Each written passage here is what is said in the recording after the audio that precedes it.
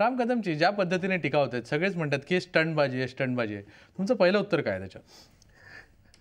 आपण एक लक्षात घ्यावं लागेल की देशाच्या स्वातंत्र्यप्राप्तीनंतर 64 वर्षांमध्ये या देशाची आणि या राज्यामध्ये महाराष्ट्राची झालेली प्रगती, तो नुकताच जो तेंडुलकर समितीनं आपल्या नियोजन आयोगाला जो अहवाल दिला त्या अहवालाप्रमाणे 37% लोक या महाराष्ट्र राज्यातले दारिद्र्य रेषेखाली आहेत आणि देशातले 27% लोक दारिद्र्य रेषेखाली आहेत.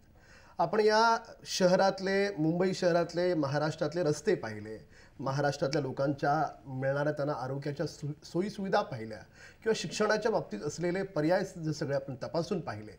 म्हणजे आरोग्यापासून शिक्षणापर्यंत, रस्त्यांपासून त्यांच्या जीवन मरणाच्या प्रत्येक प्रश्नांकडे जर आपण बारकाईनं जर पाहण्याचा प्रयत्न केला तर आजपर्यंत पारंपरिक पद्धतीनं ज्या अनेक पक्षांनी राजकारण केलं, अनेक पक्षांनी जी सत्ता भोगली, त्याच्यानंतर देखील या शहरांचा ज्या पद्धतीने व्हायला पाहिजे होता तो विकास झाला नाही, हे आपल्याला मान्य करावं लागेल. एक आपण लक्षात घ्या की परीक्षा कशासाठी, परीक्षा कशासाठी त्यावर येतो मी. एक लक्षात घ्या की परीक्षा घेणं हा जो प्रकार आहे हा पूर्ण महाराष्ट्रात नव्हे, देशात नव्हे, मी येण्यापूर्वी माहिती घेतली, जगभरामध्ये हा प्रकार आत्तापर्यंत कुठेही झाला नाही. पहिल्यांदा जगात महाराष्ट्र नवनिर्माण सेनेने हा एक नवीन पायंडा पाडलाय. कधीही राज्य चालवताना ही मुंबई महानगरपालिका किंवा वेगवेगळ्या महानगरपालिका चालवत असताना एका बैलगाडीची जशी 2 चाकं असतात तशी ही 2 चाकं आहेत. पहिलं चाक प्रशासकीय अधिकारी आणि दुसरं जे निवडून येणारे लोकप्रतिनिधी ते आहेत. म्हणजे प्रशासकीय अधिकाऱ्यांवर वचक ठेवायचं असेल, लोकांची कामं करायची असतील तर लोकप्रतिनिधी सक्षम असले पाहिजेत. मग लोकप्रतिनिधीवर जेव्हा आपण येतो तेव्हा लोकप्रतिनिधी मनसेकडे कसा आहे तर लोकांच्या जीवन मरणाच्या प्रश्नासाठी प्रसंगी तो रस्त्यावर उतरायला पुढे मागे बघत नाही, पण ज्यावेळेस तो सभागृहात जातो तर सभागृहात गेल्याच्या नंतर तो अभ्यास करून जनतेचे प्रश्न सभागृहात व्यवस्थितपणे त्याने मांडले पाहिजेत. ही राजसाहेबांची अपेक्षा, ती चुकीची नाही. आम्ही स्वतः आमदार आहोत, आम्ही देखील विधानसभेला जाण्यापूर्वी आमचं प्रशिक्षण स्वतः राजसाहेब घेतात, अनेक वेगवेगळ्या क्षेत्रातली तज्ज्ञ मंडळी येऊन आमचं प्रशिक्षण घेतात. म्हणून मनसेचा 2 वर्षातला विधानसभागृहातला जो परफॉर्मन्स आपण पाहिलात, आपण बाळा नांदगावकरांची भाषणं काढून पहा, प्रवीण दरेकरांची काढून पहा, नितीन सरदेसाईंची काढून पहा, आमच्या कुठल्याही नेत्याचं भाषण जर पाहिलं, जो 20-20 वर्ष निवडून आलेला आमदार आहे, मंत्री आहे, त्याच्यापेक्षा सुंदर अभ्यासपूर्ण भाषणं मनसेचे आमदार करतात. आता एक लक्षात घ्या मंदारजी पूर्ण, की मनसेचेच आमदार हे सुंदर प्रोसिडिंगमध्ये आपण तपासून पहा, मी बोलतोय म्हणून नाही, हे सुंदर अभ्यासपूर्ण का बोलू शकतात? कारण यांचं प्रशिक्षण स्वतः राजसाहेबांनी घेतलंय, स्वतः तज्ज्ञ मंडळींनी घेतलंय. तर उद्या ज्यावेळेस आम्ही महानगरपालिकेच्या निवडणुकांना सामोरं जाऊ तर या मुंबई शहराची, नाशिक शहराची, पुणे शहराची जी दशा झालेली आहे, तर त्यावेळेस त्या ठिकाणी जे नगरसेवक येणार आहेत त्यांना अभ्यासपूर्ण माहिती नसावी, असली पाहिजे, त्यांना कळलं पाहिजे. हरीश रोकेजी, एवढं सगळं राम कदम सांगतायत, तुम्हाला काय वाटतं? मग शेवटी तुम्ही काय म्हणताय स्टंटबाजी आहे? तुमचा पक्ष म्हणतो स्टंटबाजी आहे, का असं? आता याला काय म्हणायचं आहे मला थोडासा संभ्रम पडलेला आहे, कारण माझाच पक्ष म्हणत नाही आहे. तर या ठिकाणी ज्या ज्या काही मी प्रतिक्रिया ऐकल्या त्या सगळ्यांचं म्हणणं तसंच आहे. एक गोष्ट मी आपल्याला सांगू इच्छितो की 1966 सालामध्ये शिवसेनेचा जेव्हा जन्म झाला आणि त्या काळामध्ये शिवसेनेच्याकडून ज्या घोषणा, ज्या प्रकारच्या म्हणजे सर्वसामान्य माणसाला भिडतील अशा प्रकारच्या संवेदनाक्षम अशा घोषणा करायच्या आणि अशाच प्रकारच्या घोषणा करायच्या आणि त्याच पटडीमधून राज ठाकरे यांचं नेतृत्व उदयाला आल्या कारणामुळे तशाच प्रकारच्या घोषणा करणं, लोकांना आकर्षित करणाऱ्या घोषणा करणं हाच त्यांच्या राजकारणाचा पिंड आहे. परंतु मी आपल्याला सांगू शकतो की अशा प्रकारच्या परीक्षा वगैरे, आता ह्यांनी सांगितलं राम कदमाने की जगाच्या पाठीवरती आजपर्यंत कुठेही अशा प्रकारच्या परीक्षा घेण्यात आलेल्या नाहीत. आणि मला कळत नाही की ह्या नाही आपण बोलत असताना मी ऐकत होतो, आता माझं ऐकून घ्या की अशा प्रकारे परीक्षा घेऊन उमेदवारी दिल्याच्या नंतर त्याच्यामधून एक चांगला नगरसेवक किंवा चांगला संसदपटू किंवा चांगला विधानसभेमध्ये काम करणारा आमदार निर्माण होऊ शकेल. आता याने सांगितलं की आमचे आमदार बघा कसं भाषण करतात. आता जर तुम्ही त्या पटलावरती बघितलं तर आपल्याला असं दिसून येईल की विधानसभेमध्ये मी कधी काय पोचलो नाही, त्यामुळे कोणाची भाषणं काही मी ऐकलेली नाहीत. परंतु मी एवढंच आपल्याला सांगू शकेन की त्या विधानसभेमध्ये काँग्रेस पक्षाचे असतील किंवा राष्ट्रवादी काँग्रेस पक्षाचे असतील असंख्य चांगल्या तऱ्हेने अभ्यासपूर्ण भाषणं करणारी त्या ठिकाणी आमदार आपल्याला आढळतील.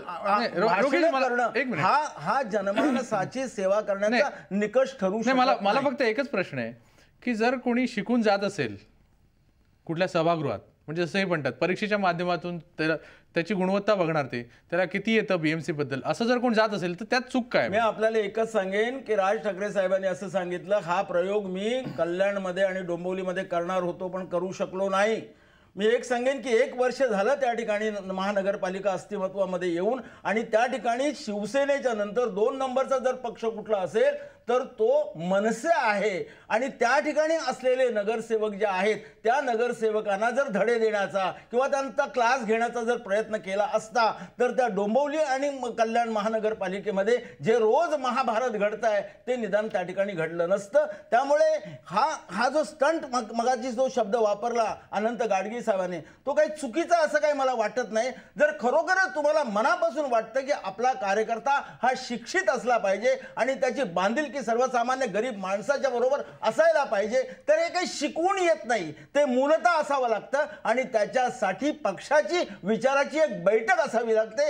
हे पक्ष जे आहेत ह्या पक्षांना भावनात्मक प्रश्न लोकांच्या समोर उपस्थित करायचे आणि फक्त निवडणुकीच्या काळामध्ये त्याचा उपयोग करायचा, लोकांना संभ्रमित करायचं, हेच राजकारण आहे. 1 दिवसामध्ये किंवा ती कुठली काही संदर्भ पुस्तिका 1000 रुपयाला राज ठाकरे वाटणार आहेत, ती संदर्भ पुस्तिका 21 तारीखपर्यंत वाटणार आणि 22 तारखेला परीक्षा होणार. ते विद्यार्थी परीक्षेला बसणार, ते अभ्यास करणार कधी आणि परीक्षेला जाणार कधी आणि पेपर लिहिणार कधी, हा एक सगळं अचंबित करणारा हा प्रकार आहे. मी एवढंच आपल्याला सांगेन की 1 दिवसामध्ये कोणी शिकून कार्यकर्ता तयार होत नाही. त्याची बांधिलकी सर्वसामान्य, त्याची बांधिलकी विचाराची. आपण रोगेश यांच्याकडून माहिती घेऊया नक्की काय कसली परीक्षा आहे. हरीशजी, आपण एक वरिष्ठ पक्षाचे पदाधिकारी आहात, आपण जर व्यवस्थित माहिती घेऊन बोलला असतात तर मला आनंद वाटला असता, पण हरकत नाही. आपण मनसेचा जो धसका घेतलाय केवळ आपल्याच पक्षांनी, महाराष्ट्राच्या सगळ्याच पक्षांनी मनसेचा धसका घेतलेला आहे आणि ते काही चुकीचं देखील नाही. एक लक्षात घ्या आपण की संदर्भ पुस्तिका काय आहे. मुंबई महानगरपालिका 21,400 कोटीचं बजेट आहे. पुणे महानगरपालिका 3200 कोटी रुपयाचं बजेट आहे. ठाणे महानगरपालिका 1732 कोटी रुपयाचं बजेट आहे. त्याच्यानंतर नाशिक महानगरपालिका 1040 कोटी रुपयाचं बजेट आहे. म्हणजे ह्या सगळ्या 1000 कोटीच्या महानगरपालिका आहेत. मग या 1000 कोटीच्या महानगरपालिकांमध्ये आपण जर उद्या मुंबई महानगरपालिकेचा विचार केला तर 11 समित्या आहेत. मग स्टँडिंगपासून वेगवेगळ्या ज्या 11 समित्या असतील, म्हणजे उद्या हा जो निवडून येणारा नगरसेवक आहे त्या समितीचा सदस्य असेल, त्या सभागृहात जाऊन 21,400 कोटीचं काय करायचं हा नगरसेवक जाऊन त्या सभागृहात ठरवणार आहे. मला हरीशजी खरंच छातीवर हात ठेवायचा आणि प्रामाणिकपणे उत्तर द्यायचं, त्या नगरसेवकाला निवडणुकीला सामोरं जाण्यापूर्वी आम्ही जर प्रशिक्षण दिलं तर बिघडलं कुठे? तुमच्या पोटात दुखण्याचं काय कारण? उलट राजकारण किंवा राजकारण म्हणून न करता खुल्या दिलानं तुम्ही मान्य करायला पाहिजे. वा राजसाहेब, अतिशय अप्रतिम निर्णय आहे. तुम्हाला आता सुचलं, आमच्या लोकांना एवढी वर्ष 125 वर्षाचं राजकारण केलं काँग्रेसनी, आम्हाला सुचलं नाही. आम्ही देखील तुमच्यापासून शिकतो. तुम्ही या आमच्याकडे, आम्ही देऊ तुम्हाला संदर्भ पुस्तिका. कसं आहे, केवळ विद्यार्थ्यांना काहीतरी बोलायचं. एक मिनिट मंदारजी, कधीही राजकारण टीका म्हणून करू नये. चांगल्या गोष्टी इतरांच्या आम्ही स्वीकारतो ना, ही आमची चांगली गोष्ट आहे. पूर्ण भारतभरात त्याला चांगला रिस्पॉन्स आहे. तुम्ही स्वीकारा. का स्वीकारत नाही तुम्हाला बुरसेटलेलं जुनं राजकारण करण्यामध्ये स्वारस्य आहे. तुम्हाला लोकांच्या प्रश्नांकडे अभ्यासपूर्ण दृष्टिकोनातून बघण्यात स्वारस्य नाही. म्हणजे आम्ही मनसेनं रस्त्यावरून दगड मारला तर तुम्ही बोलायला मोकळे, हे काय गुन्हा आहे? आम्ही अभ्यासपूर्ण काही बोलायला गेलो तरी हे बोलायला मोकळे की काय मनसे स्टंट, काय शेवटी तुम्हाला माझ्या मते विद्याताई स्वतः बरेच वर्ष नगरसेविका होत्या. विद्यार्थी, तुम्हाला वाटतं का की याची गरज आहे असं तुम्हाला वाटतं का? कारण जसं त्यांनी सांगितलं लॉजिक त्यांचं बरोबर आहे की बाबा एवढे वॉर्ड्स आहेत, त्यांची माहिती असायला हवी जो कोण जात होते. तुम्हाला काय वाटतं की तुम्ही स्वतः नगरसेवक होता, तुम्ही अशा प्रकारचा कुठला अभ्यास केला का? नाही, अभ्यासाची आवश्यकता नसते त्याच्यात. अभ्यास नंतर करता येतो. म्हणजे मला असं वाटतं की आता हा मनसेने पाठशाळा घेतली हा त्यांचा वैयक्तिक प्रश्न आहे. प्रत्येक पक्षाने त्यांच्या नेत्यांनी काय करावं काय नाही हे त्यांनी ठरवायचं असतं. परंतु मला असं वाटतं की यातनं एक दुष्परिणाम पण आहे की जे खऱ्या अर्थाने सोशल वर्क करतात, चांगलं काम करतात, फारसे शिकलेले नसतील, पण ज्यांना तळागाळातल्या लोकांविषयी प्रेम आहे, ज्यांना असं वाटतं असे प्रकारे काम केलं तर हे प्रश्न सुटू शकतील आणि मग ते कुठल्या नियमाच्या चौकटीत बसवता येतील हे नंतर बघितलं जातं. म्हणजे काय त्याची काय आधीच आवश्यकता असते किंवा ते आणि प्रशासकीय जे अधिकारी आहेत, IAS ऑफिसर्स पर्यंत जे आहेत ते सगळे, आणि नंतर प्रशिक्षण होतं ना. म्हणजे तुम्ही नगरसेवक म्हणून जा किंवा तुम्ही आमदारकी म्हणून तुम्ही जरी गेलं तरी विधान परिषदेचं, विधानसभेचं कामकाज कसं चालतं हे नवीन जसं आमदारांना वगैरे शिकवलं जातं तसं आम्हाला जेव्हा सगळ्यांना लॅपटॉप वगैरे दिले तेव्हा सुद्धा एक ट्रेनिंग प्रोग्राम शुभदा राऊळ होत्या तेव्हा त्यांनी घेतला होता.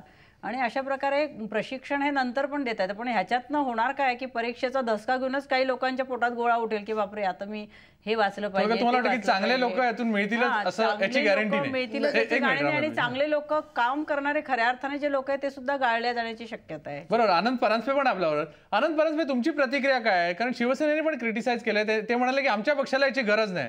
तुम्हाला काय वाटतं की याची गरज का नाहीये तुम्हाला? शिवसेनेचा आमचा प्रत्येक कार्यकर्ता हा त्या प्रभागामध्ये तळागाळामध्ये काम करत असतो.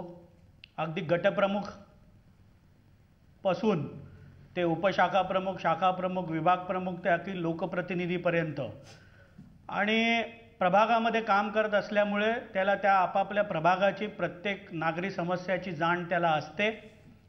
निवडणूक प्रक्रियेमध्ये सामील न होता देखील आमचे कार्यकर्ते त्या प्रभागातील नागरी प्रश्न सोडवण्याचा प्रयत्न करत असतात.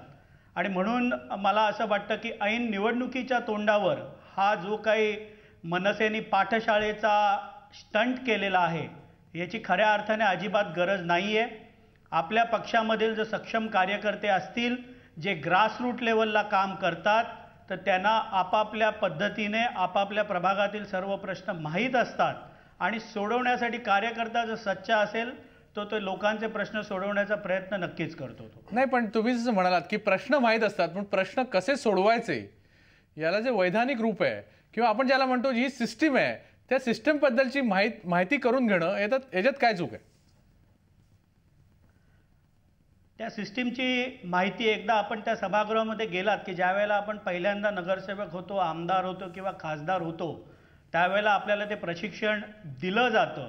आणि हा प्रयोग जो मनसेने आत्ता करायचं ठरवलेलं आहे, मला अधिक आनंद झाला असता त्यांचे गेल्या निवडणुकीमध्ये मुंबई महापालिका असेल, ठाणा असेल, नाशिक असेल, कल्याण डोंबिवली असेल, इथे जे लोकप्रतिनिधी निवडून आलेले आहेत यांचा जर परफॉर्मन्स सुधारण्यासाठी मनसेने केलं असतं तर ते अधिक चांगलं झालं असतं. कुठेतरी निवडून आलेले लोकप्रतिनिधी त्यांचे फेल ठरलेले आहेत, लोकांच्या अपेक्षा ते पूर्ण करू शकलेले नाहीत. म्हणून ही मनसेची पाठशाळा, ही नवीन स्टंट ऐन निवडणुकीच्या तोंडावर ह्या पक्षाने सुरू केलेलं आहे.